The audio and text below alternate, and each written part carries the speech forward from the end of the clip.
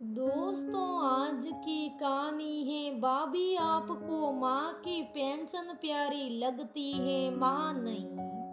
चलो दोस्तों, कहानी को शुरू करते हैं। नीला जी के दो बेटे कमल और विमल और एक प्यारी सी बेटी प्रिया थी।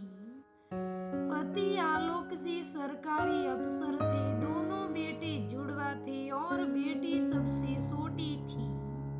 जब दोनों बेटे नौकरी में आ गए तो उनकी शादी के लिए आलोक जी और नीला जी ने लड़कियां देखनी शुरू कर दी। आलोक जी के बहन बहनोई ने कुछ रिश्ते बताए थे। नीला जी और आलोक जी अपने बेटों और बेटी के साथ लड़की देखने गए। खूब स्वागत किया।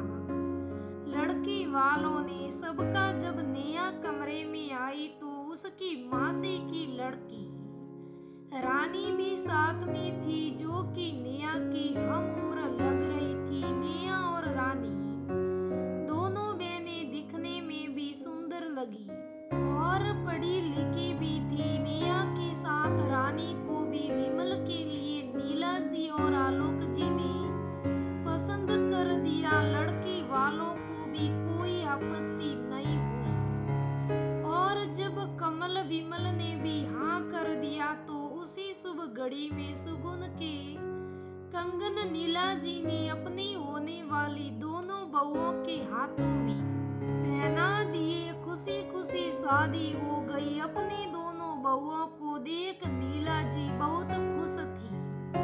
सब प्रेम से रहते। जल्दी ही प्रिया की भी शादी हो गई और आलोक जी भी रिटायर हो गए अपनी नौकरी से। सब ठीक चल रहा था। तभी एक दिन अचानक हार्ट अटैक आया और आलोक जी नहीं रहे।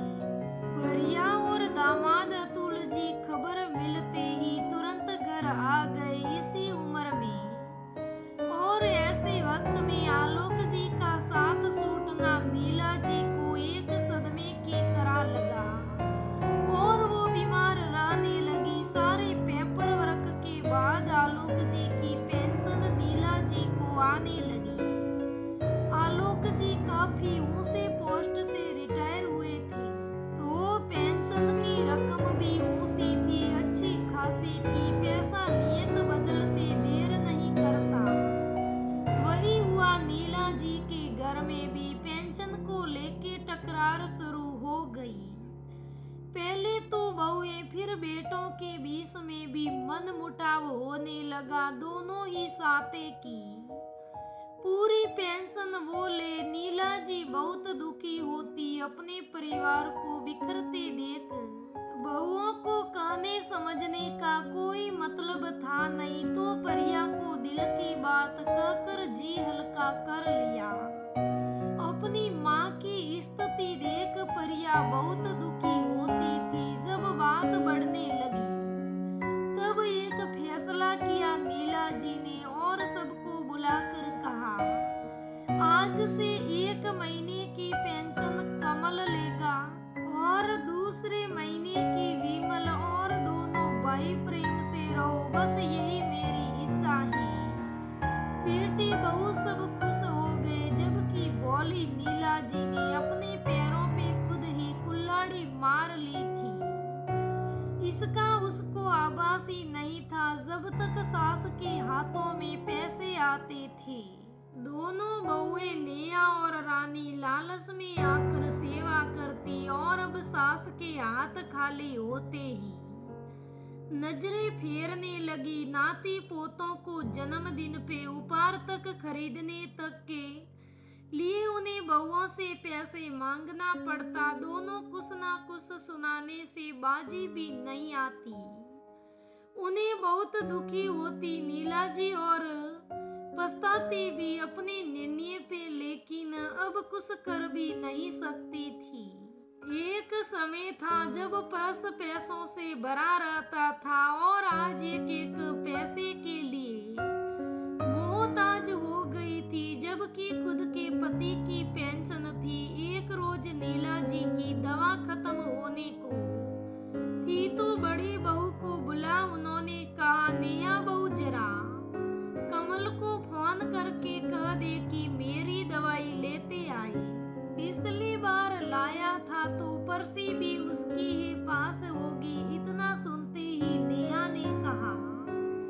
परसी शाम को देवर जी को दे दूंगी मैं माँ जी, इस बार वही लेंगे आपकी दवा।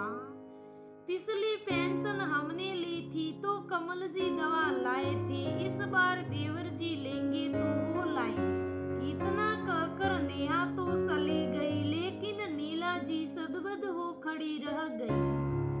मेरे ही पति की कमाई से मेरी दवा लाने में भी इन्होंने बंटवारा कर लिया। क्या अपनी माँ को अपनी कमाई से दवा भी नहीं खिला सकते? मेरे पेंशन पे सबको हक चाहिए, सबको मेरे पति की कमाई लेनी है, लेकिन मेरी परेशानियों से किसी को कोई मतलब नहीं। कितने स्वार्थी हो गए हैं मेरे खुद के बच्चे। अगले दिन सुबह सुबह परिया और आलोक को देख सब चौंक गए। देखा तो अपने छोटे से बैग के साथ नीला जी भी तैयार बैठी हैं। ये क्या माँ, आप कहाँ जा रही हैं और हमें बताया भी नहीं? कमल ने पूछा। माँ मेरे साथ जा रही हैं भैया, गुस्से से परिया ने जवाब दिया। लेकिन क्यों परिया? आश्चर्य से सबने एक साथ पूछा। सबको सिर्फ मेरी माँ की पेंशन चाहिए, लेकिन किसी को मेरी माँ की इच्छा, उनका हाल पूछने की फुर्सत नहीं। एक एक पैसों के लिए मोहताज कर दिया आप सबने मेरी माँ को। इस उम्र में भी मेरी माँ अपने काम खुद करे, 2 रोटी भी अपने पति के पेंशन के पैसों की खाए। यहाँ तक कि डॉक्टर और दवा के खर्च भी पापा के पेंशन से हो, तो 2 बेटों के होने का क्या फायदा?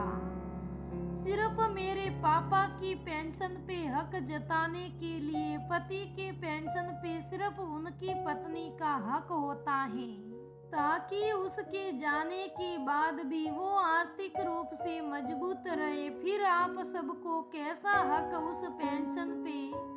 बताइए मुझे। अब से माँ हमारे साथ रहेगी।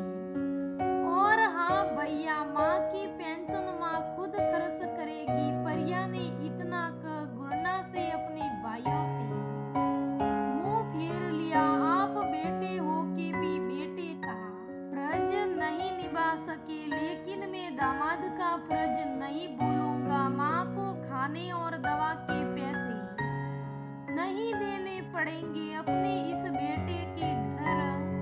जब आलोक ने कहा तो सबके सिर शर्म से झुक गए। परिया और आलोक ने माँ का हाथ पकड़ा और घर से निकल गए। दोस्तों, ऐसे बेटे कई जगह बैठे हैं जो अपनी माँ को अपने पैसों से कुछ खरीद कर नहीं दे सकते, उन्हें खुश नहीं रह सकते, और माँ के पैसे प्यारे लगते हैं। ऐसे बेटों को शर्म आनी चाहिए। तो दोस्तों, ये आज की कहानी कैसी लगी मुझे कमेंट करके ज़रूर बताइएगा।